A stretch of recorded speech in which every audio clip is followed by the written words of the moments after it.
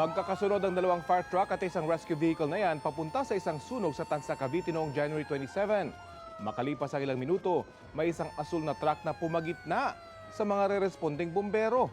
Maya-maya, isa pang truck na kulay puti naman ang sumingit din sa linya kung nasaan ang mga truck ng bumbero. Nakauna rin naman kalaunan ng parehong fire truck. Pero nang makarating sa pinangyarihan ng sunog, nagkaroon ng komprontasyon ng mga sakay ng isa sa dalawang fire truck at ang driver ng asul na truck. Nagpakilalang empleyado ng alkalde ang truck driver.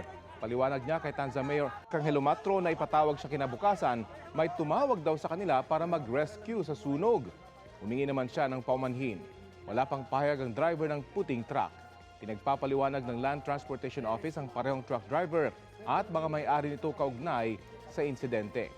Suspendido rin ng 70 araw ang lisensya ng dalawang driver. Iniakyat din sa alarm status ang plaka ng dalawang truck. Ibig sabihin, may hindi pa nababayarang multa o nakabinbin na kaso o paglabag ang sasakyan.